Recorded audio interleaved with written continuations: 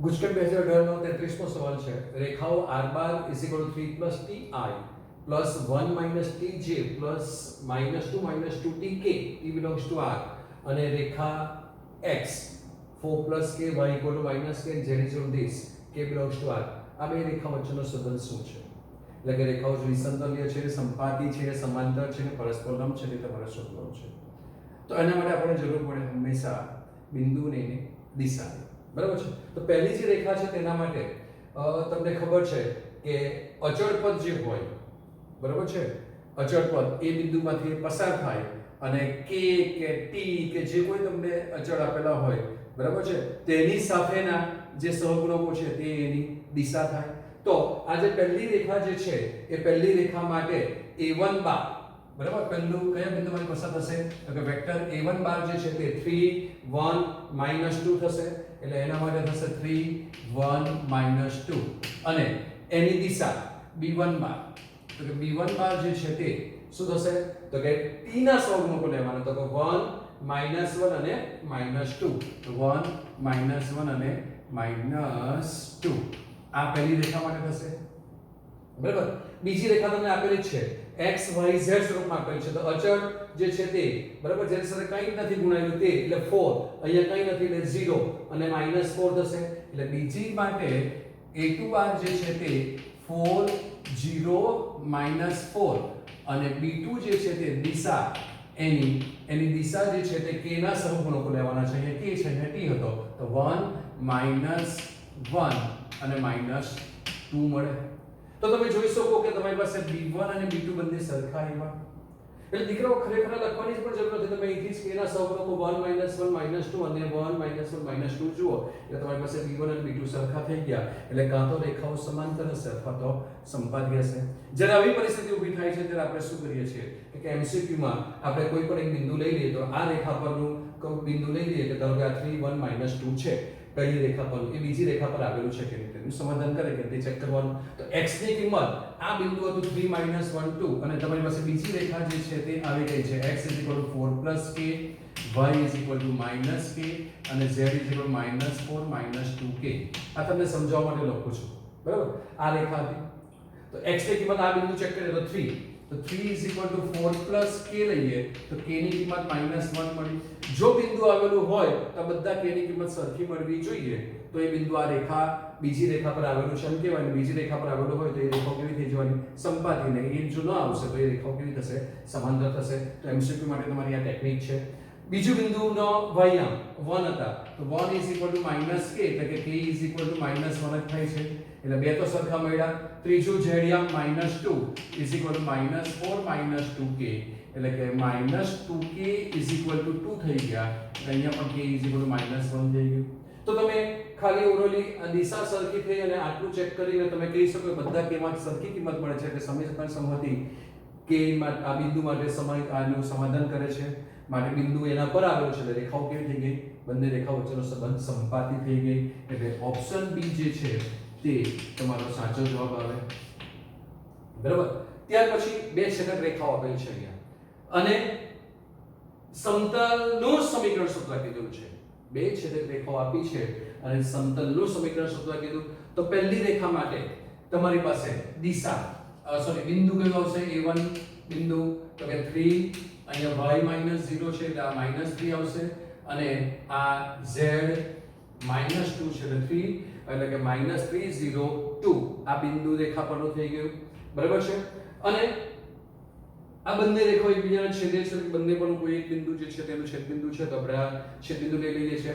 પછી તમારી પાસે પહેલી રેખા માટે દિશા કોણ છે? તો કે b1 બાર જે છે તે તમારી પાસે પહેલી રેખા માટે b1 બાર દિશા 3 1 3 છે. બરાબર છે. અને બીજી રેખા માટે દિશા જે છે તે b2 બાર એ 4 2 3 છે. બરાબર. હવે તમને એ પણ ખબર છે કે બે છેદતી રેખાઓમાંથી, બરાબર છે, તમને ખબર છે કે બે છેદતી રેખાને સમાવતા સમતલનું સમીકરણ r bar minus a bar b1 બાર અને b2 બાર એનો બોક્સ પ્રોડક્ટ પેટી ગુણાકાર શૂન્ય થાય અને પેટી ગુણાકાર શૂન્ય થાય એટલે શું આવે નિશ્ચયકમાં r બાર માઈનસ a બાર એટલે x માઈનસ a બાર કોણ છે માઈનસ માઈનસ માઈનસ પ્લસ થશે એટલે x પ્લસ 3 y બાર સોરી પછી બીજો યામ લેવાનો છે આપણે y માઈનસ 0 એટલે y જ થશે અને r બાર માઈનસ a બાર માં ત્રીજો z માઈનસ 2 થશે બરાબર અને b1 બાર આપણે મળેલું છે એટલે 3 1 3 અને 4 2 3 ઇઝ ઇક્વલ ટુ 0 થાય આ નિશ્ચયકનું તમે વિસ્તરણ કરો અને જે જવાબ મળે તે તમારો જવાબ છે તો એનું વિસ્તરણ કરીએ આપણે તો વિસ્તરણ કરીએ તો x 3 m ના m અને તમને અહીંયા સરળ રીતે વિસ્તરણ આવડે છે 3 6 એટલે -3 થશે પછી માઈનસ y 9 12 એટલે -3 થશે અને z -2 છે અને z -2 સાથે આવશે 3 નું 6 ઓછા 4 એટલે 2 અને this is equal to 0 આવું બેન પડે છે તો વિસ્તરણ કરીએ તો -3x -9 3y 2z -4 equal to 0 બરાબર છે એટલે તમારી પાસે જે મળે છે તે -3x 3y 2z -13 equal to 0 બરાબર છે તો આપણે કંઈક લખવામાં ભૂલ કરી 3 1 b1 z -2/3 રેખામાં કંઈક જવાબ નહીં આવે આપણો કંઈક ભૂલ થઈ ક્વેશ્ચન પેપર ક્યાં ગયું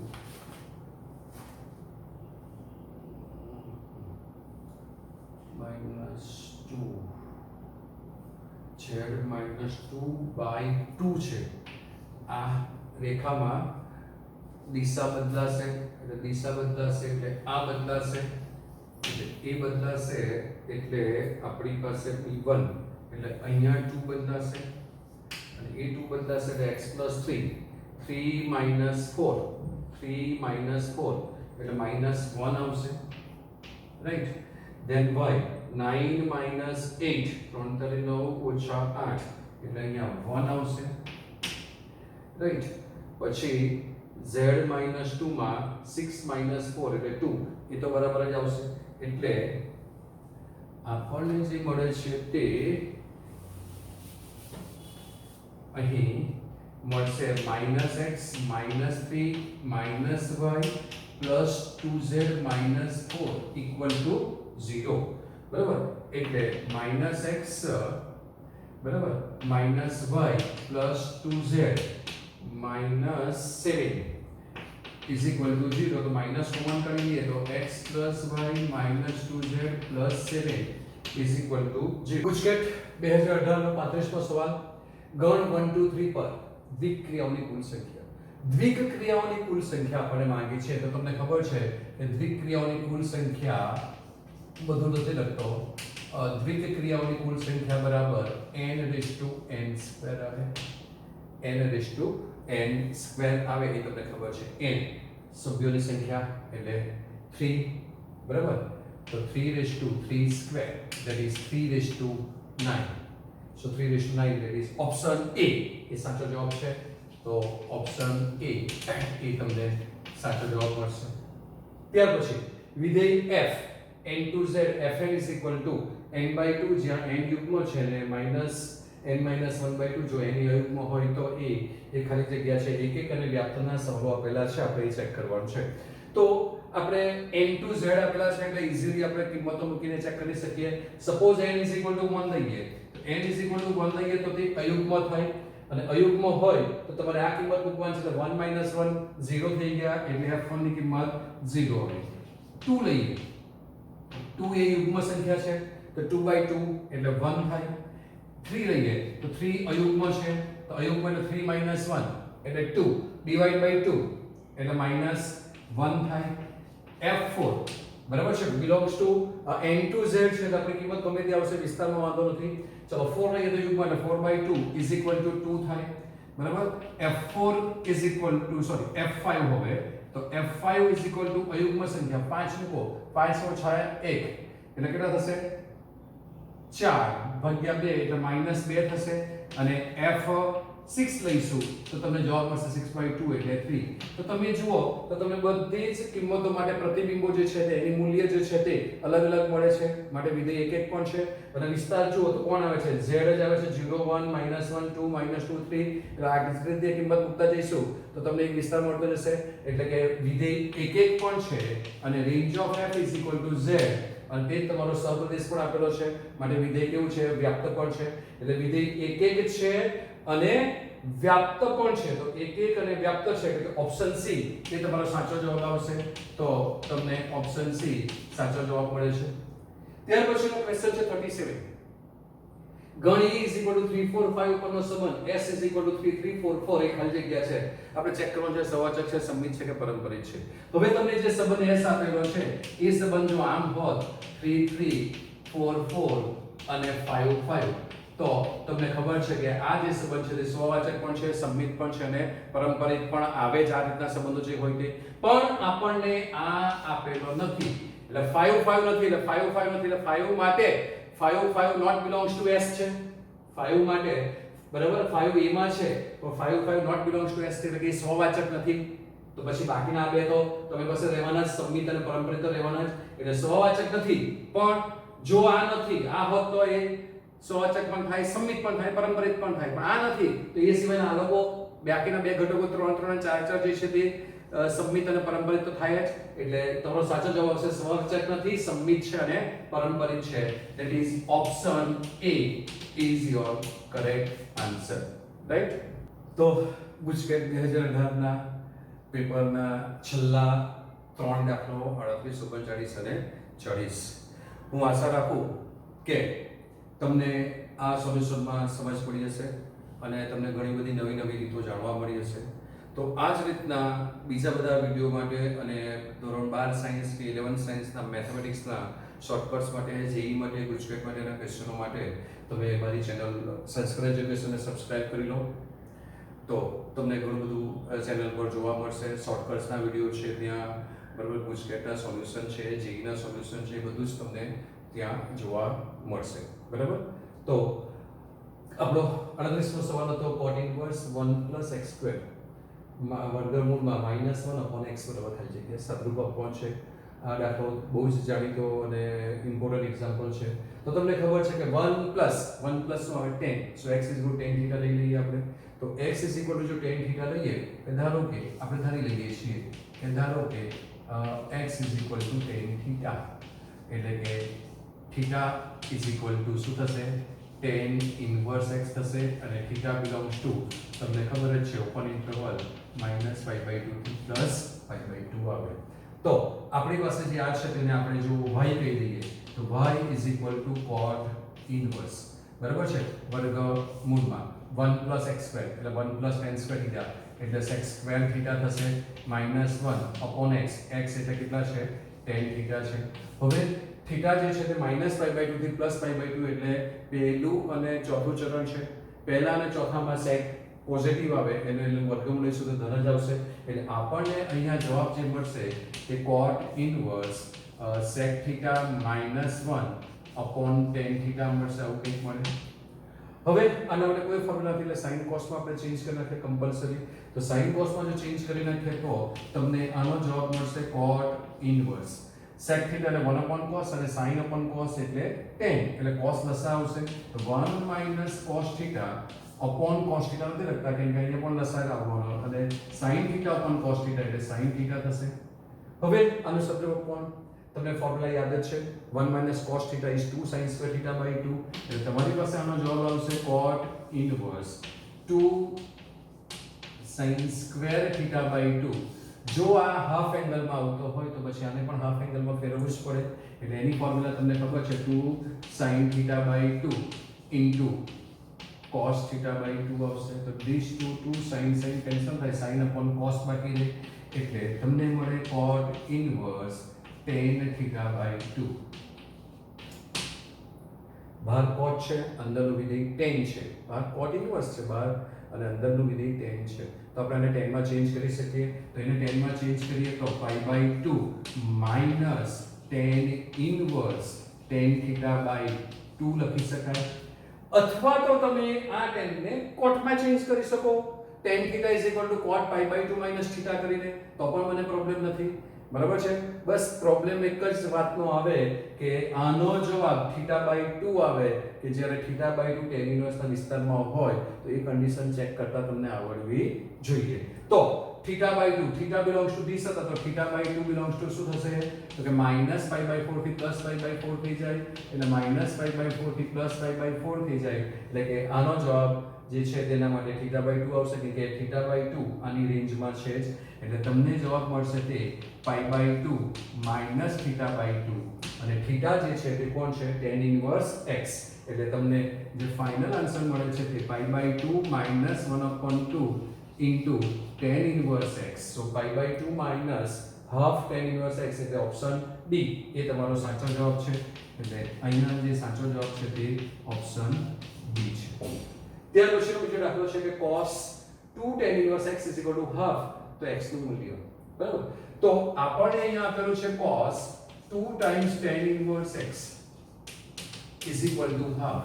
બંને બાજુ cos ઇન્વર્સ થી મલ્ટીપ્લાય કરી દે, અથવા તો તમારી રીતે કહીએ તો cos ને સામે લઈ જઈએ એટલે cos ઇન્વર્સ થાય, પણ ખરેખર એ સાચું નથી. બંને બાજુ cos ઇન્વર્સ વિધેય દાખલ કરતા અથવા તો મલ્ટીપ્લાય કરતા એવું કહી શકાય. બરાબર, એટલે 2 tan ઇન્વર્સ x = શું થશે cos ઇન્વર્સ 1/2 થશે, cos ઇન્વર્સ 1/2. એટલે કે તમારી પાસે જે આ કિંમત મળે છે તે કે 2 tan inverse x, 2 tan inverse x. હવે આ જે કિંમત છે તે તમારી પાસે પ્લસ પણ હોઈ શકે અને માઈનસ પણ હોઈ શકે, એટલે કે π/3 પણ હોઈ શકે અથવા તો -π/3 પણ હોઈ શકે, એટલે આપણી પાસે બે વેલ્યુ મળે π/3 અથવા -π/3. એટલે tan ઇન્વર્સ x જે છે તે શું થઈ જાય દીકરાઓ તો કે π/6 અથવા તો -π/6 થઈ જાય. બરાબર, એટલે x tan π/6 અથવા તો tan -π/6 થાય, અને tan π/6 એટલે x √3 થાય, અથવા તો x -1/√3 થાય, એટલે કે ±1/√3 તમારો ઓપ્શન આવે, એટલે ઓપ્શન C જે છે તે સાચો જવાબ થાય. બરાબર છે. અથવા તો તમે ડાયરેક્ટ cos 2 θ ની ફોર્મ્યુલા એપ્લાય કરી શકો કે tan ઇન્વર્સ x θ છે એવું મગજમાં તમે યાદ રાખો, ધારી લો તો cos 2 θ ની ફોર્મ્યુલા તમારી પાસે આવે 1 - tan² θ એટલે કે 1 - x² upon 1 plus tan² θ એટલે 1 plus x² તમને 1/2 આપેલા છે. તમે આ રીતે પણ જશો તો પણ તમારો જવાબ તો આ જ આવવાનો છે. અહીંયા પ્લસ ઓર માઈનસ તમને ઈઝીલી મળશે, જ્યાં તમે આમાં કદાચ ભૂલી પણ જઈ શકો. યાદ છે ને તમને cos 2 θ ની formula 1 - tan² θ upon 1 plus tan² θ cos 2 θ થાય. આ જે ફોર્મ્યુલા છે તે ફોર્મ્યુલા એપ્લાય કરો તો tan ઇન્વર્સ x θ લીધો એટલે x tan θ થાય, એટલે તમારી પાસે 1 - x² upon 1 plus x² આવી જાય. આનો સદરો આપો તો પણ તમને આ જવાબ મળશે. ત્યાર પછી જે ક્વેશ્ચન છે તે sin ઇન્વર્સ x છે. બરાબર, પ્લસ cos ઇન્વર્સ. હવે તમને ખબર છે કે sin inverse θ plus cos inverse θ હોય તો π/2 આન્સર આવે. તો આ તો sin cos ઇન્વર્સ છે ને cos sin ઇન્વર્સ x છે, પણ તમને ખબર છે કે આવી રીતે sin cos એકબીજાના sin બહાર હોય અને cos ઇન્વર્સ અંદર હોય, આવી રીતે તો એને cos ઇન્વર્સ sin x લખી શકાય આવી રીતે, એટલે એને cos sin ઇન્વર્સ x લખી શકાય. તો પછી આ sin inverse θ plus cos inverse θ થઈ ગયો, એટલે કે આનો જવાબ શું આવે π/2 આવે. એટલે π/2 એટલે કે ઓપ્શન A જે છે તે તમારી પાસે સાચો જવાબ છે, તો તમને સાચો જવાબ π/2 ઓપ્શન A મળે. તો આની સાથે આપણે ગુજકેટ 2018 નો પેપરના પણ સોલ્યુશન પૂરા કરીએ છીએ. બરાબર છે. તો હું આશા રાખું છું કે તમે વિડિયો ગમ્યો હશે, તમને શોર્ટકટ્સ પણ ગમી હશે અને ઘણું જાણવા મળ્યું હશે. તો તમને એક વિનંતી છે કે તમે શેર કરો તમારા બીજા વિદ્યાર્થી મિત્રોને, જે લોકોને નથી ખબર, અને તમે સબસ્ક્રાઇબ કરીને એમને પણ સબસ્ક્રાઇબ કરો, શેર કરો, લાઈક કરો અને સાથે કોમેન્ટ પણ કોમેન્ટ બોક્સમાં કરતા જાઓ તો ખ્યાલ આવે.